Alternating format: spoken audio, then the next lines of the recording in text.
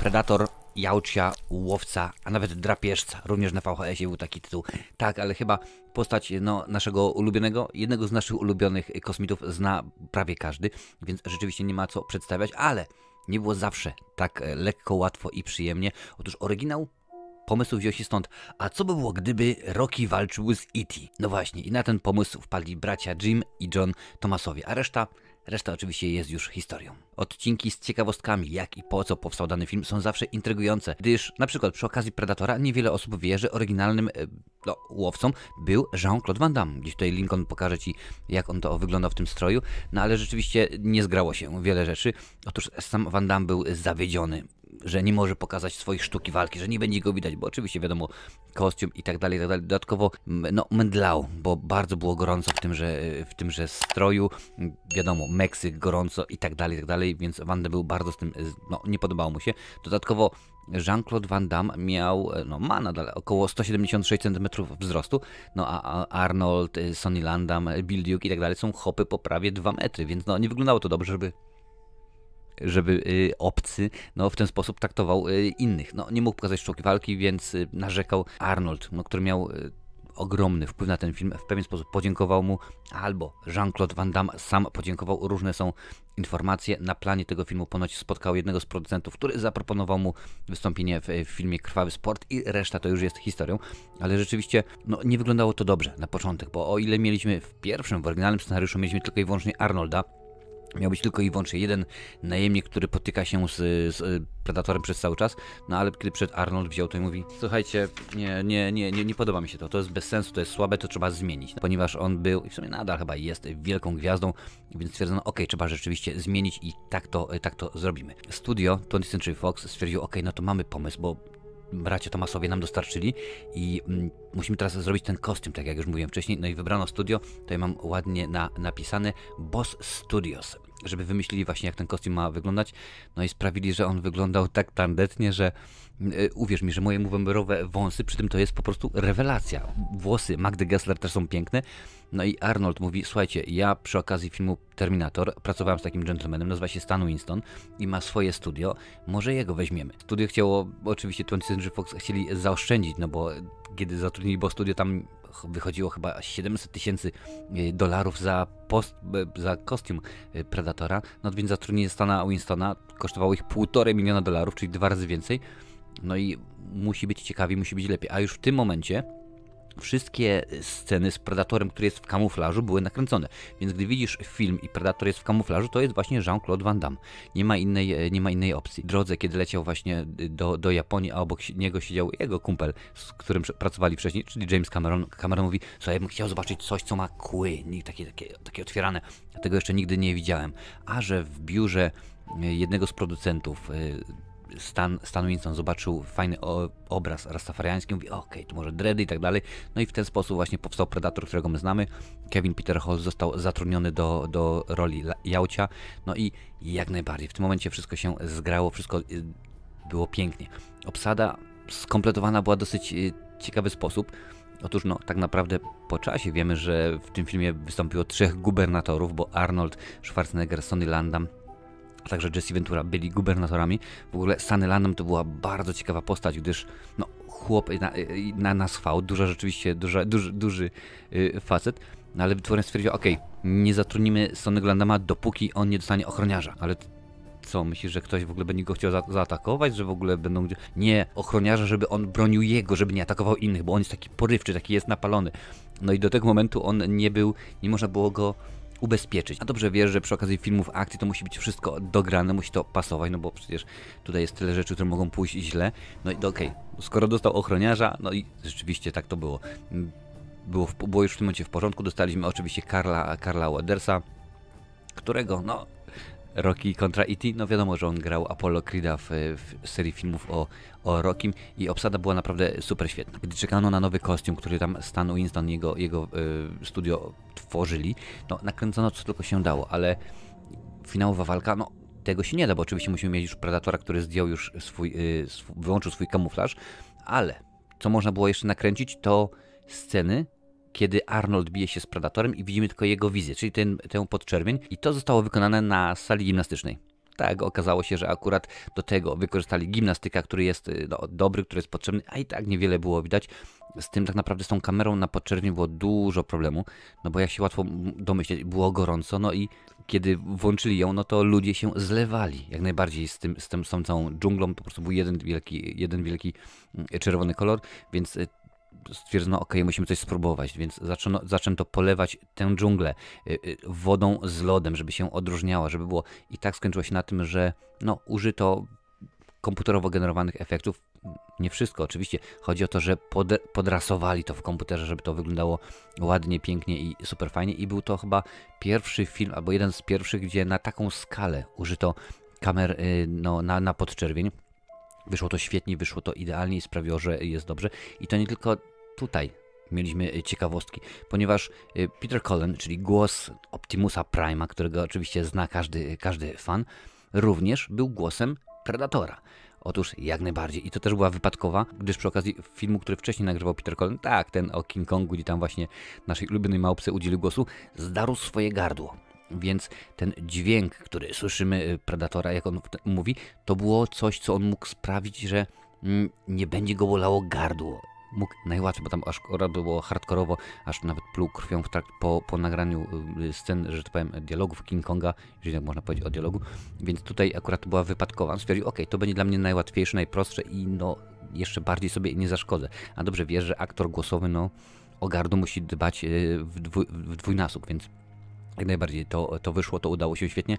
Również podobnie było z krwią. Na początku krew Predatora miała być pomarańczowa. Stwierdzono, będzie to fajnie wyglądało. Oczywiście użyto tych fluorescencyjnych światełek, które się łamie, no ale nie wyglądało to dobrze. No i próbowali. Okazało się, że zielony seledynowy wygląda idealnie. Wiem, że można go zrobić. Sam go kiedyś robiłem. Co prawda nie na potrzeby mojego filmu, czyli Predator Czas Celtów, ale rzeczywiście akurat stwierdziłem, a ciekawe, czy ja bym był w stanie w domu zrobić. No i okazało się, że tak, jest kilka składników, które są potrzebne, ale da się to jak najbardziej ogarnąć. Gdy jedynka już po wielu perturbacjach została nakręcona, naprawdę, bo kręcili ją w Meksyku, tam były zatrucia pokarmowe, tylko John McTiernan oraz Arnold Schwarzenegger się nie zatruli, ponieważ Arnold jako osoba, która bardzo dba o zdrowie fizyczne, przynajmniej wtedy, miał swojego kucharza, miał swoje jedzenie w pojemnikach spakowane i tak dalej, więc nie jadł tego, co tam na miejscu w Meksyku serwowano. Wszyscy się pochorowali, było naprawdę, było grubo, było poważnie, no ale kiedy ten film został nakręcony, elegancko zmontowany, puścili go w świat, okazało się, że jest wielki sukces. Film zarobił niemiłosierną liczbę pieniądzów, jak na tamte czasy. Oczywiście spodobało się i studio stwierdziło, no to musimy kręcić dwójeczkę, bo trzeba kuć żelazo póki gorące. Dobrze wiesz, że włoska firma Mamon na Casucci i Szmal musi się zgadzać, a w Hollywood, no to trzeba jak najbardziej, im szybciej, tym lepiej. No i tak, już kilka lat później dostaniemy drugą część, gdzie no, nie powróci Arnold, w sumie nie z własnej winy, nie do końca, ale za to będzie Danny Glover, będzie Gary Busey, no a także pojawi się słynna czaszka obcego. A ponieważ zwycięskiego składu się nie zmienia, studio mówi do Johna McTiernana, stary, chodź, wyreżyseruj kolejną część, jedynka ci poszła świetnie, chodź, zrobisz dwójkę. On mówi, nie, dziękuję bardzo, czas, ja w tym momencie już nie mogę, mam inne rzeczy na głowie. Akurat stwierdził, idę kręcić taki mało znany wtedy film, oczywiście Polowanie na Czerwony Październik, bardzo dobrze wyszło, super, wiemy o co chodzi, więc studio stwierdziło, ok, musimy wziąć kogoś innego. Padło na Stephena Hopkinsa, a tak naprawdę on dostał ten film w nagrodę. No, nie tak dawno, przed tym oczywiście, wyreżyserował film Koszmar z ulicy Wiązów 5, no i tak mu to dobrze poszło, sprawnie, bo tam chodziło głównie o nieprzekroczenie grafiku, a także budżetu, że stwierdzili, ty dostajesz tę fuchę, ale jest haczyk. Masz 4 tygodnie na nakręcenie filmu i 4 tygodnie na zmontowanie go. No co rzeczywiście nie jest łatwe, bo dość powiedzieć, że jeżeli mamy efekty specjalne, dosyć zaawansowane, a wiadomo, że Predator to lasery, to ta jego zbroja, kamuflaż i tak dalej, no to zajmuje to średnio około 4 miesiące, 16 tygodni, jeżeli jest rzeczywiście więcej efektów specjalnych i tak dalej, bo tam wiadomo w to wszystko, że wchodzi korekcja kolorów i tak dalej, te rzeczy, o których nawet nie myślimy, a one tam są. No ale on stwierdził, dobra, okej, nie ma problemu, wchodzę w to, no i tutaj się zaczęła zabawa. Bo studio mówi, ok, no to wracamy, Arnold pojawi się, miał się postać, która grana była przez Gary'ego Buseya, czyli agent Keys, tak, to miał być oryginalnie Dutch Schaefer, no ale okazało się, że rozbiło się o $250,000. Arnold powiedział, tak, nie ma problemu, zrobimy ten film, jak najbardziej wystąpię w nim, ale chcę tyle i tyle kasy. Studio się zgodziło, ale potem powiedziało, nie, 250 000 to za dużo, to ja nie chcę, to my ci nie damy tych pieniędzy, to dziękuję bardzo. No to Arnold, hasta la vista baby, wiem, że to nie ta seria, ale tak to było. No i trzeba było zmienić, trzeba było rzeczywiście pokombinować. Wkroczył Gary Busey, no wcześniej z reżyserem, z producentem Joelem Silverem pracowali przy okazji Zabójczej broni, tam wiadomo grał Joshua, przeciwnika Mela Gibsona, czyli Martina Ricksa, no i panowie się tutaj pojawiali i jak najbardziej. W tym momencie bardzo fajnie radził sobie komiks, no, nie tak dawno była jego premiera, mówię cały czas o latach 90. Obcy kontra Predator. Więc stwierdzono, ok, no to będzie tutaj mnóstwo ukłonów. Mamy scenę w metrze, kiedy to Predator wyrywa kręgosłup właściwie jednemu z bohaterów. Tam dosyć dużo się dzieje, strzelanina. Widziałaś to dokładnie, wiesz? Ta scena jest dokładnie właśnie wzięta z komiksu. Również kiedy mamy go na budynku bodajże Chryslera stojącego, to również jest wzięte z komiksu i dodatkowo Stan Winston, o którym już mówiłem wcześniej, powrócił oczywiście do tworzenia Predatorów. Twierdził, ok, a mamy taką scenę, kiedy pokazujemy ta trofea Predatora, różnego rodzaju czaszki, dziwne rzeczy i tak dalej. A co byście powiedzieli, gdybyśmy wrzucili czaszkę obcego? Przecież to jest 20th Century Fox i to mamy prawa. Teraz będzie jak najbardziej komiks sobie fajnie radzi. Będzie oczko, będzie ukłon właśnie w stronę fanów komiksu. Może tak zrobimy. Podoba mnie się to, oczywiście, że tak. Stwierdzono i jak najbardziej rzucono. Później ta krótka scena była podwaliną do Obcy kontra Predator, o którym będę mówił za czas jakiś. Więc rzeczywiście dużo rzeczy się zgrało, dużo rzeczywiście rzeczy zagrało. Powraca Henry Kingi, tak, tutaj jako El Scorpio, mimo że był w Predatorze 1, ale tam był tylko jednym z partyzantów strzelającym, to jest kaskader, po prostu świetny facet. Również kiedy Arnold wycofał się z projektu, bo studio nie chciało mu zapłacić tyle, ile miało, padł wybór na Patricka Swayze. Joel Silver, mówiłem wcześniej, producent. No ale okazało się, że podczas kręcenia filmu Vicky Daiło skręcił kostkę, czy był jakiś problem z nogą i stwierdził, słuchajcie, nie mogę, muszę odpocząć, noga się musi, że tak powiem, zrosnąć, naprawić, musi być rekonwalescencja i tak dalej, wiemy dokładnie o co chodzi, więc Patrick Swayze powiedział, nie, dziękuję bardzo. No więc ponownie wkracza producent Joel Silver. Jeżeli się zastanawiasz, czy producent ma siłę sprawczą, bardzo, bardzo dużą, od niego prawie wszystko zależy. I mówi, ok, no to wezmę danego Glovera, z którym, tak, dokładnie współpracowałem przy okazji Zabójczej broni 1, a jeszcze będę współpracował przy okazji 2, 3, 4, niedługo 5 i także filmu Maverick, więc rzeczywiście dosyć poważnie. No i dany Glover przyjął rolę Micka Hartigana i rzeczywiście wyszło to dobre. Naprawdę dostaliśmy dużo ciekawostek, bo pojawia się Bill Paxton, w tym momencie jeden z dwóch aktorów, jedna z dwóch postaci, która została zabita przez Predatora, Obcego i Terminatora. Mimo że wiele osób mówi, tak, jak najbardziej, ale jeżeli chodzi o Terminatora, to on go tylko uderzył i jest potwierdzone. Słuchajcie, Bill Paxton odłożył łyżkę w Terminatorze, właściwie jego postać, czy tam Punk, został załatwiony w dwójce, w drugiej części Obcego, czyli Obcy decydujące starcie, również został rozwalony. No i w Predatorze, oczywiście, że tak, Predator go rozwala, więc jest jednym z dwóch aktorów, dwóch z postaci, przepraszam, którzy giną z rąk, no, czy Predator ma, czy Terminator ma ręce, giną zamordowani przez te trzy stworzenia, roboty, androidy, Terminatory i tak dalej, dokładnie wiesz, o co chodzi. Kolejną zmianą, jaka nastąpiła po tym, jak Arnold oczywiście podziękował, był pomysł, ażeby w filmie pojawił się Steven Seagal. Tak, to był czas, kiedy oczywiście, że Steven jak najbardziej szalał, bo to wtedy było Niko, Wygrać ze śmiercią, Wybranie z śmierci, Wpół do śmierci, Facet ma coś ze śmierci. Reżyser bardzo chciał właśnie Stevena Seagala i mówi, słuchaj, stary, przyjdź, będzie fajnie. Seagal mówi, ja mam taki pomysł na ten film, że ja będę z CIA, będę tam jakimś naukowcem, doktorem czy coś, będę miał jakieś oczywiście zaplecze, gdzieś tam historia będzie z sztukami walki i ja go będę mano a mano, you and me. 1 na 1 będziemy się bić z Predatorem.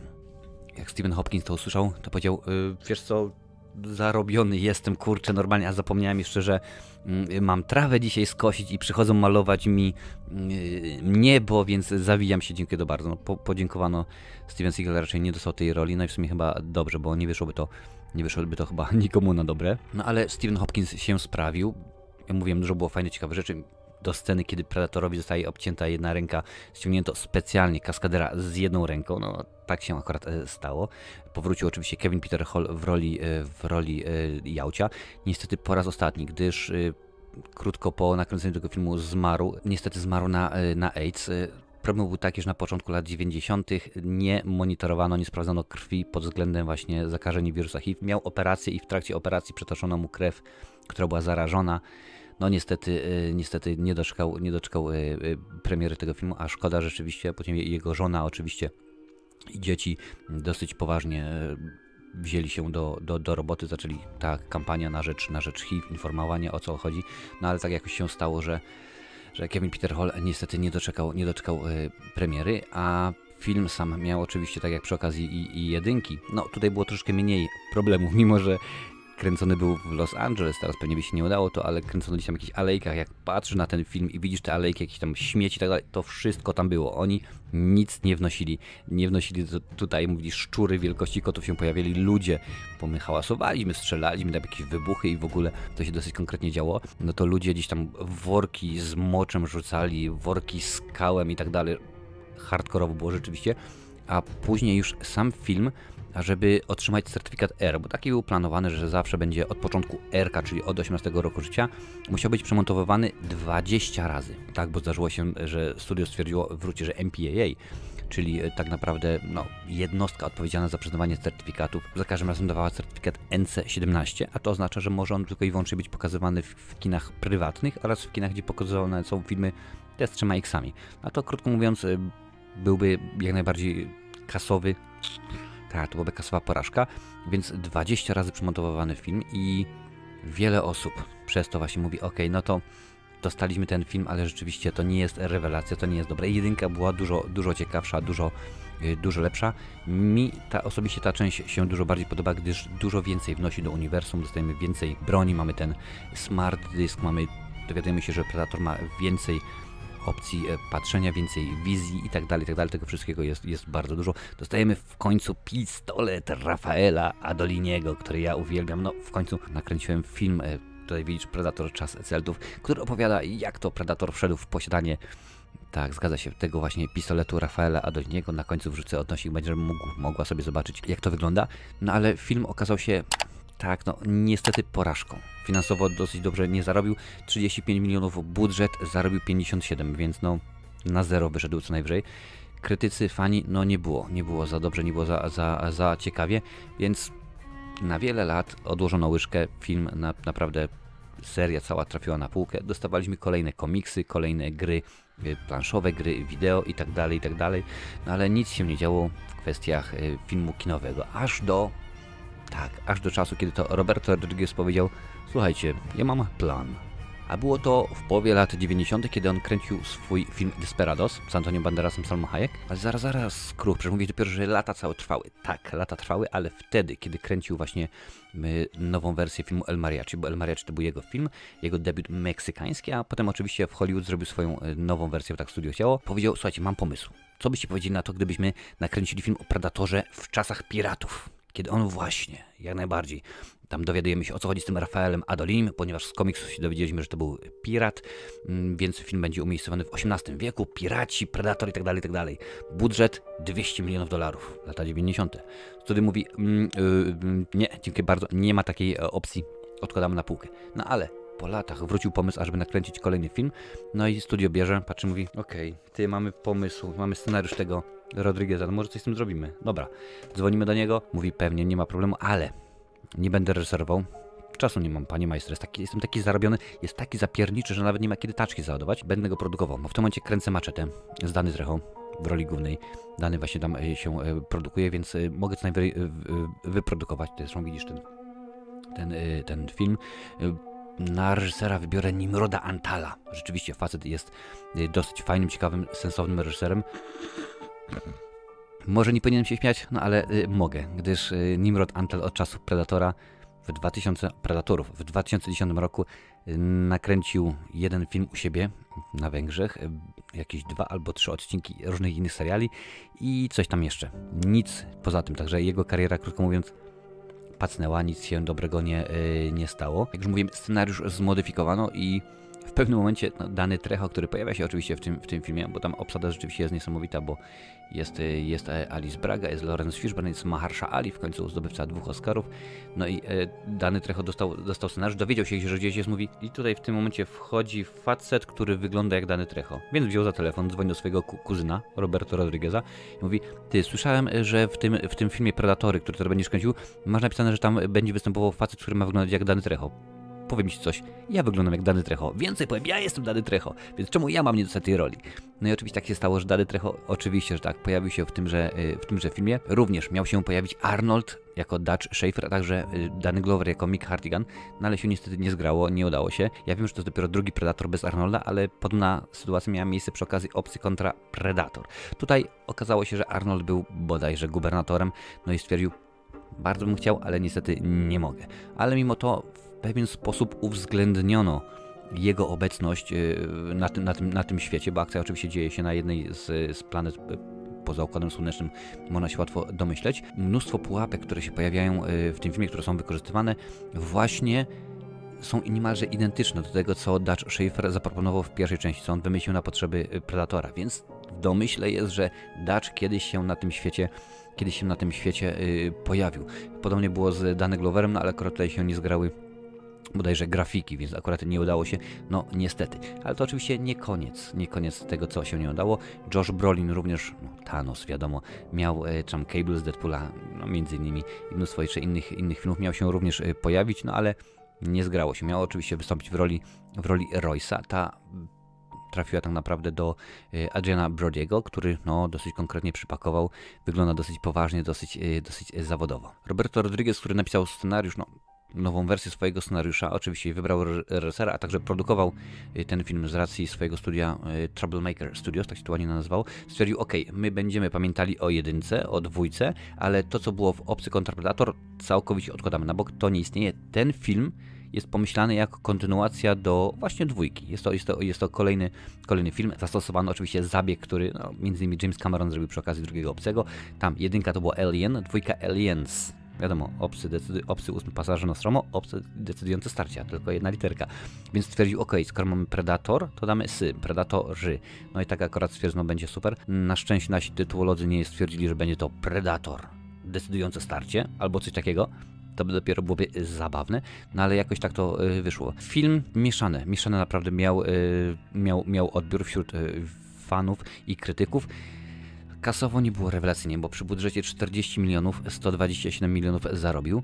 Możesz pomyśleć, ale spokojnie, Scrooge, 87 milionów zarobił. Tak, tylko tutaj nie uwzględnia się nigdy kosztów za reklamę, marketing, nieważne czy mówimy o reklamie drukowanej, czy o internecie i tak dalej, więc ten film tak sobie, no, poradził sobie na tyle, na ile, że rzeczywiście wytwórnia stwierdziła, ok, w porządku jest, ale nie robimy nic dalej. Nie, dziękuję bardzo, no nie poradzili sobie, reżyser niekoniecznie dał radę, jak już mówiłem wcześniej, kariera Nimroda Antala całkowicie się posypała. Słuchaj, jeżeli chcesz sprawdzić, bo tutaj mam oczywiście tych filmów, jak widzisz, jest mnóstwo i wszystkie poza tym o Predatorze Czasteltów możesz sobie kupić, wrzucę w opisie linki, możesz sprawdzić, zobaczyć jak to się, czy te filmy się bronią. Na pewno Predatory bardzo się bronią, jeżeli chodzi o efekty specjalne, bo to rzeczywiście jest naprawdę dopracowane bardzo dobrze. Jak widziałem wersję Blu-ray, więc mogę sobie spokojnie to odtworzyć. Aktorsko jest dobrze. Jest kilka rzeczy, które mi się bardzo podobają.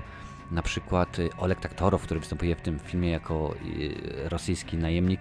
W jednej ze scen, no niestety, został niemalże niczym w Nagiej Broni czy Robin Hoodzie w Faccie Wreszcie został uderzony steadicamem operator i zaczął po prostu krew mu się zaczalać. Mówi, zostawić, lecimy, kręcimy dalej, to akurat tylko doda realistycznego wyglądu. No i rzeczywiście tak to się stało, tak rzeczywiście się to zgadzało.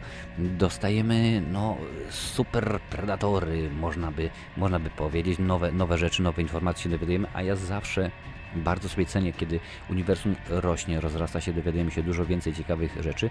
Sam w ogóle wygląd, nie wiem czy można powiedzieć psów, Lincolnie, skoro ty montujesz i możesz wiedzieć, napisz mi, czy te psy, których używały Predatory właśnie w tymże filmie, nazywają się jakoś. W każdym razie ich wygląd został wzorowany na oryginalnym stroju, który nosił w 1 Jean-Claude Van Damme. Oczywiście troszeczkę go zmodyfikowano, ale jak się przyjrzysz dokładnie, to jest dokładnie. Dobra, okej, w porządku, jest późno, ale jak się przyjrzysz, to jest to ten sam strój, ten sam pomysł, tylko po prostu delikatnie mówiąc zmodyfikowany. Więc jak najbardziej udało się tutaj technicznie bardzo wiele rzeczy dobrych osiągnąć. Poszerzono uniwersum, no ale nie sprawiło to, że ten film jest dobry, sensowny, ciekawy, super fajny. Wróć. On jest ok, jest w porządku, nie jest to na pewno najlepszy film w uniwersum, ale na pewno nie jest to również najgorszy film tej serii. No ale minął jakiś czas, Ridley Scott powiedział: okej, no to ja może nakręcę Prometeusza, kolejny film o obcych, no i studio stwierdziło: kurczę, skoro Prometeusz sobie poradził finansowo, no to może Predator sobie poradzi. No rzeczywiście minęło już kilka lat od tego filmu, który produkował Roberto Rodriguez, a reżyserował Nimrod Antal, więc może zrobimy coś więcej. A dopiero co Shane Black, to jest aktor, reżyser, scenarzysta, który wystąpił w pierwszym Predatorze jako Hawkins, wyreżyserował Ironmana 3, który okazał się wielkim sukcesem finansowym, więc stwierdzono: słuchaj, damy ci budżet podobny do Ironmana 3 i zrób Predatora. Zrób film o Predatorze, zaczniemy od nowa, będzie to tak zwany reboot.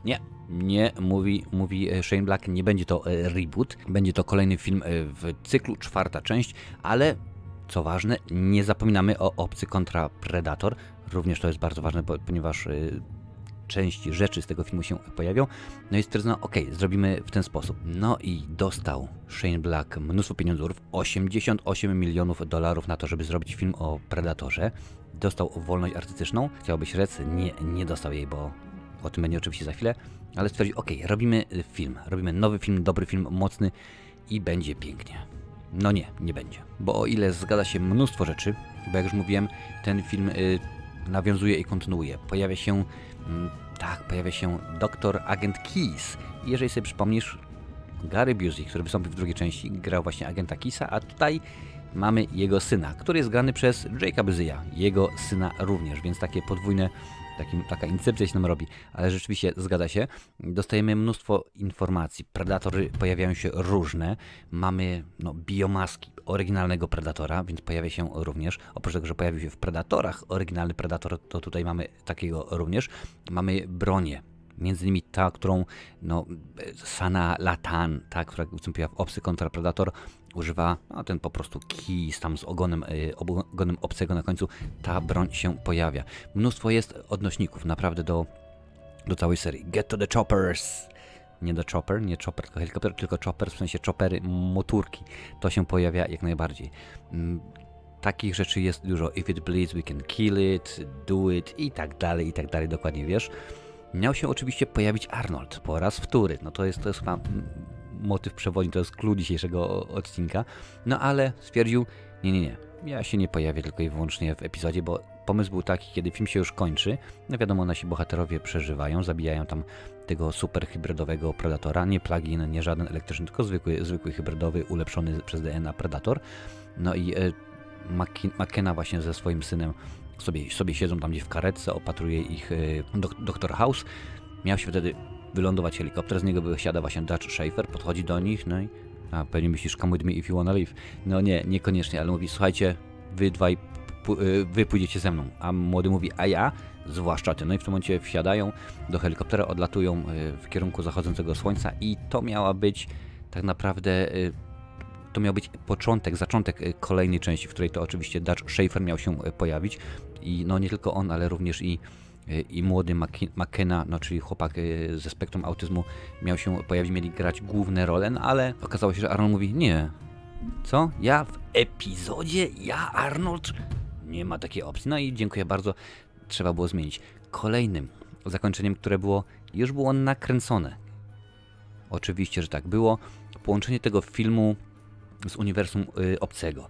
Otóż na końcu tego, co widzieliśmy w kinie, czy tam na platformie VOD, czy na Blu-rayu, gdzie tam sobie oglądałeś tenże film, dostajemy zbroję Predator Killer. W tym momencie jedną z opcji było, że dostajemy, okazuje się, kabinę kryogeniczną. Nie będzie kabina kryogeniczna, z której to wychodzi, w której to jest Ripley. I jeszcze drugie, inne zakończenie było: dostajemy kapsułę kryogeniczną, z której to wychodzi Newt. Oczywiście obie postaci z drugiej części Obcego. Te dwie sceny zostały już nakręcone, ale stwierdzono: ok, to musimy trochę tutaj powymyślać, musielibyśmy coś pokombinować, bo Akcja Obcych to jest 2179 rok. Mam nadzieję, że się nie walnąłem. Jak tak, to mi napisz w komentarzu. Będziemy musieli troszkę powymyślać, skąd tutaj się wzięła Ripley, czy chociażby Newt. No ale studio stwierdziło, nie, to zmienimy. W ogóle wiesz co, mamy taki motyw, że w tym scenariuszu, w filmie, w trzecim akcie Predatory, nie jeden, ale Predatory mają walczyć ramię w ramię z armią, z ludźmi kontra ten super Predator i inne hybrydy. No i tak rzeczywiście to było, nakręcono to, po czym okazało się, że zdjęcia wyciekły do internetu. Lincolnie drogi, jeżeli gdzieś je znajdziesz, to możesz wrzucić, pokazać naszemu widzowi, jak to wyglądało. Więc studio stwierdziło, tak nie może być! Tak nie może być, my to musimy wszystko pozmieniać, nam się to nie chce, nie podoba. Więc stwierdzono, że zmienimy i zmieniono tak, że to po prostu ten film nie przypomina nic dobrego, nic ciekawego, nic sensownego. Więc studio po raz wtóry się wmieszało, o ile Shane Black w pewien sposób miał możliwość stworzenia nowego filmu, nie udało mu się to. Zbyt dużo jest humoru, to jest Predator. To nie są bracia Marx, to nie jest Naga Broń, to nie jest Kevin Smith, to jest Predator. Jest zbyt dużo humoru, zbyt dużo, jak dla mnie, jest odnośników co do oryginalnej serii. Ja wiem, że czasami można puścić oczko, take it, do it, if it bleeds, we can kill it i tak dalej, ale w tym momencie, kiedy mamy już klasyczne, ikoniczne teksty Get to the Chopper i zmieniamy na Get to the Choppers i w tym momencie ty zamiast mówić, o fajnie, rzeczywiście się śmiejesz, mówisz, no dajcie spokój, no to nie wygląda rzeczywiście budżet 88 milionów, zarobek 160 milionów dolarów, więc też delikatnie mówiąc nie powaliło. Naprawdę nie udało się sprawić, ażeby to był dosyć dobry, konkretny, fajny film. Cóż powiedzieć, według mnie Predator z 2018 roku jest to najsłabszy film w cyklu i pewnie wiem, ktoś tutaj się zaraz pojawi, który powie, słuchaj Skruch, ale w 2018 roku, kiedy robiłeś recenzję tego filmu, powiedziałeś, że jest super, świetny, rewelacyjny. Tak, zgadza się. I dlatego od tej pory staram się, nie zawsze mi się udaje, ale staram się nie robić recenzji na gorąco. To znaczy, że idę do kina, oglądam film i 5 minut później nagrywam recenzję. Teraz raczej wolę, oglądam film, spokojnie zastanowić się, że tak powiem, prześpię się z tym filmem i rano mówię, okej, no to ale mi się podobało to. No niestety, nie zawsze to się udaje, że taka recenzja na gorąco jest naprawdę super świetna, bo ten film takowy nie jest.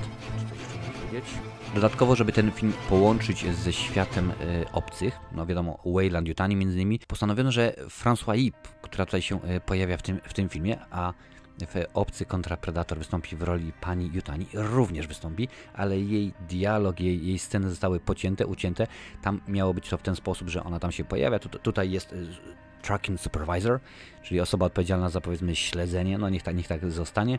No i rzeczywiście miało być potem, okej, dziękuję bardzo, ale ja się właśnie nazywam pani Colin Yutani, no i miało to być nawiązanie. No ale stwierdzono, że okej, dziękuję bardzo, nie będzie, wytniemy, utniemy.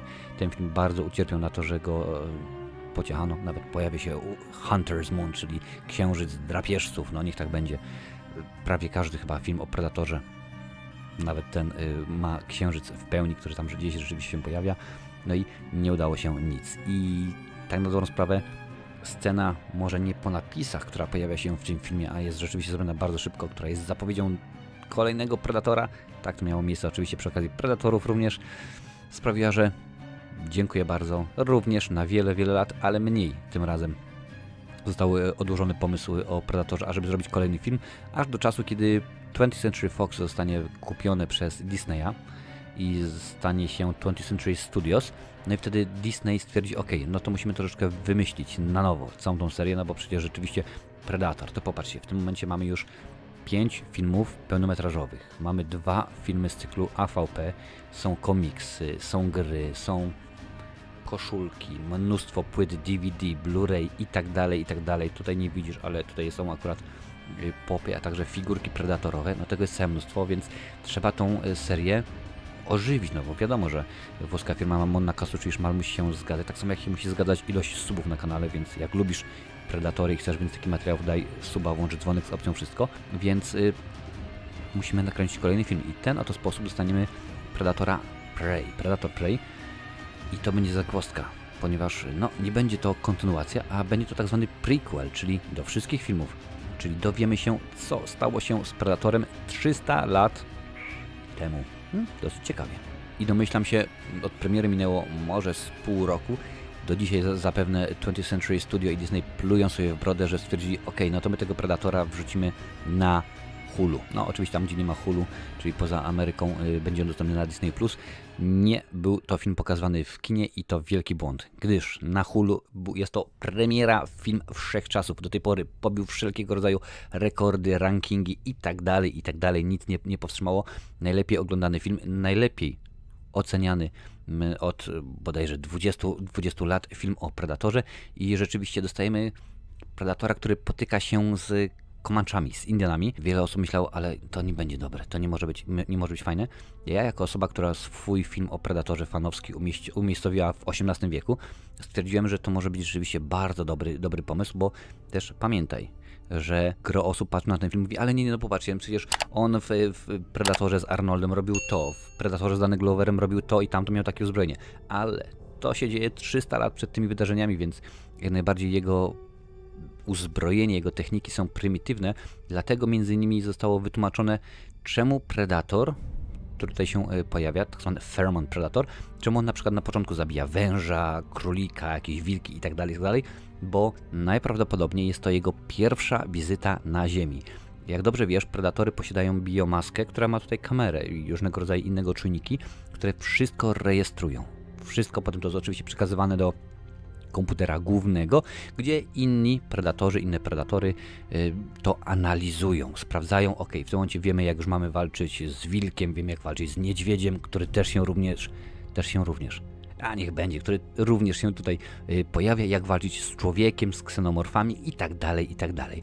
No, ten predator, ten jałcia tego oczywiście nie wie, dlatego walczy. No, możesz na przykład zauważyć, że wąż, że grzechotnik to jest bodajże, zauważa predatora, a to dlatego, że on po prostu ma, no, jeżeli to jest osoba odpowiedzialna, znająca się bardzo dobrze na biologii, to może wytłumaczyć, ale ma on czujniki, ma on w sposób, jaki on postrzega świat, czyli powiedzmy tam poczerwień, to jest coś podobnego do tego, jak ma predator, więc on stąd mógł predatora zobaczyć, predatora obczaić. Ale ten film również w pewien sposób nawiązuje, bo dostajemy, moja ulubiona, skoro ja dokładnie wiesz, mówiłem wcześniej, dostajemy na samym końcu troszeczkę poskacze, ale to dlatego, że nie chcę zdradzać fabuły i dlatego powiem o zakończeniu.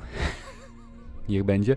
Dostajemy pistolet znowuż Rafaela Adoliniego, w ogóle jeden z tych traperów francuskich to jest Rafael Adolini, 1715, 15 powinienem rzec, no i jest planowana kontynuacja, co mnie bardzo cieszy, ale nie w formie sceny po napisach, tylko w formie tak naprawdę animacji, utrzymanej oczywiście w kulturowym dziedzictwie Comanchu, bo dużo rzeczy właśnie, duży był nacisk na to, ażeby tak było. Cały film, możesz sobie go obejrzeć no, na Hulu czy na Disney+, w zależności od tego, gdzie oglądasz tę recenzję. Ameryka Północna ma Hulu, cały świat nie ma, więc możesz obejrzeć na Disney+. Jest film, oprócz tego, że jest po angielsku i sceny, które są w języku Comanchów mają angielskie czy tam polskie napisy, również cały film możesz obejrzeć z dubbingiem języka Comanchów. Więc jeżeli masz taką ochotę, to możesz sobie to zobaczyć. Specjalnie, zresztą sam reżyser powiedział, dobieraliśmy takie słowa, żeby to wyglądało sensownie i naturalnie, żeby nie były to filmy kung fu z Hongkongu, tylko żeby to rzeczywiście miało ręce i nogi. I trzeba przyznać, że udało im się bardzo dobrze. Pomimo, że jest to film, który został umiejscowiony 300 lat wcześniej, jak już mówiłem, no to stwierdzono, ok, nie zapominamy o jedynce, o dwójce, o tym, co było wcześniej, co działało. Dlatego pojawiają się teksty do it, kiedy to Arnold namawia Predatora, żeby go zabił.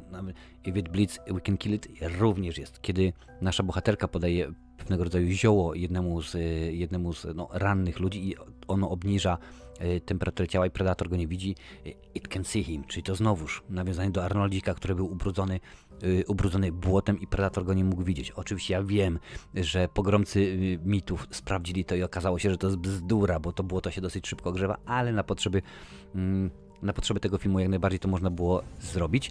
Również sam kostium. Reżyser stwierdził, Dan Trachtenberg stwierdził, że trzeba troszkę zrobić inaczej, bo ja chcę, żeby ten Predator miał grację. W ogóle maska, którą on używa, to jest maska jednego z Predatorów z filmu Predatory, z tych super Predatorów, bo nie jest to jeszcze biomaska, jak już mówiłem wcześniej. Wytłumaczenie jest takie, 300 lat on dopiero ewoluuje, jego technologia będzie ewoluowała. Dużo rzeczy tutaj się zmienia. Na przykład urządzenie, które Predatory mają na nadgarstku, gdzie jest bomba atomowa. Tutaj również stwierdził, ok, no tutaj tej technologii jeszcze nie mają, bo dopiero ewoluują, coś innego zmienimy, dlatego są te kulki. Stąd też jest ta jego tarcza, która nie dość, że jest pełni rolę defensywną, to również i ofensywną i tak dalej, a stało się to w ten sposób, że stwierdził, no teoretycznie zawsze albo bardzo często Predator ma to wszystko na nadgarstku, troszkę to odciążymy. Nie pojawia się na przykład działko, no i chyba dobrze, bo sam kostium, mimo tych wszystkich zmian, mimo tego, że został no, w pewien sposób rozładowany, ważył ponad 30 kg. Więc aktor stwierdził, no to było po prostu hardkorowo, było dosyć poważnie, bo mieliśmy mgłę, bardzo często było bardzo gorąco, więc ja się pociłem, więc nosiłem na sobie 30-kilogramową zanurzoną w wodzie gumę. Po prostu było masakrycznie, ale jakoś udało się to zrobić dobrze. Stwierdzono, że efekty komputerowe, czyli CGI, ograniczamy do minimum. Jeżeli się da, to nie wrzucamy. No wiadomo, że kamuflażu nie zrobią praktycznie, bo to nie da się, mimo że gdzieś tam jakieś CIA albo inna trzyliterówka niby coś tam próbowała kamuflaż takowy wymyślić i niby to im się udało. Możliwe, że stworzyli jakiś niewidzialny samolot, nie wiem, nie widziałem. Kupujesz, rozumiesz? Twórcom się udało to, co ostatnie 2 filmy po prostu zaniedbały. Dostaliśmy dobry film, fajną fabułę, która również podzieliła fanów, bo jedni stwierdzili super, tak jak ja, że bardzo mi się to podoba, jest to dobrze, a inni jak normalnie. Predator pokonany przez nastolatkę, która gdzieś tam sobie jest zwykłą skło i gdzieś tam jakieś ziółka w moździerzu tucze i po prostu zrobiła, nie, to nie może być.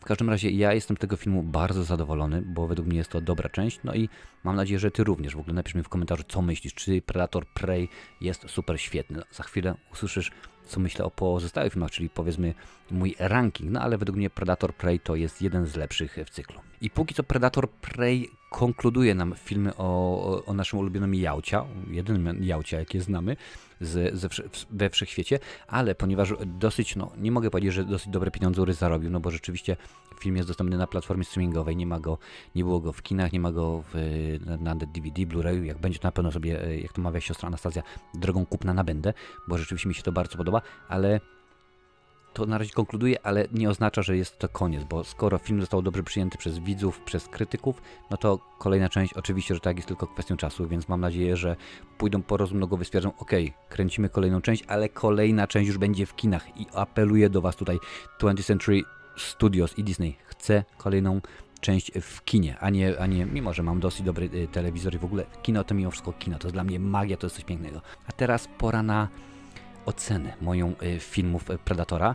Oczywiście lista jest od najgorszej części do najlepszej i z najgorszą część filmów oczywiście o Predatorze uznaję ten z 2018 w reżyserii Shane'a Blacka i według mnie jest to film, którego nie mogę polecić.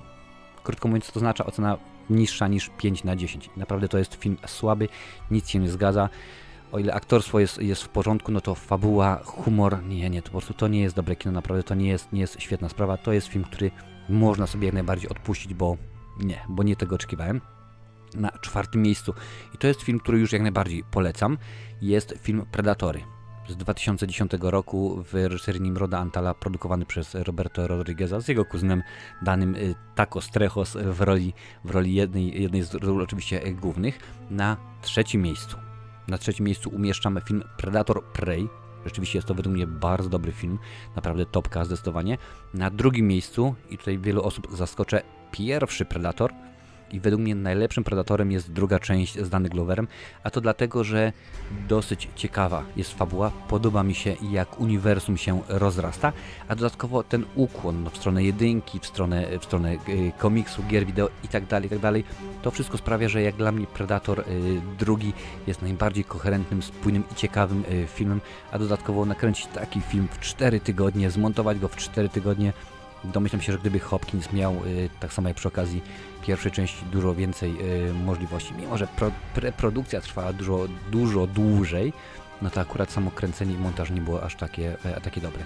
Ale mimo wszystko, co by tu nie mówić, można powiedzieć, że 1 i 2 są zamiennie, bo tam powiedzmy o 1/10 się różnią. Jak dla mnie 1, 2 i 3, czyli Prey w tym momencie, to są po prostu filmy rzeczywiście naprawdę bardzo dobre, świetne, nie tylko Predatory, ale również kino sci-fi albo horror i różnie to ludzie nazywają. A tę, jak i pozostałe recenzje w cyklu Potworne filmy montował Lincoln, tutaj będzie zaraz gdzieś link do jego kanału, może sprawdzić, zobaczyć, co tam u niego słychać. A żeby zobaczyć filmy z cyklu Potworne filmy, sprawdź tę listę. Pewnie, że tak. Tam takowych filmów jest całe mnóstwo.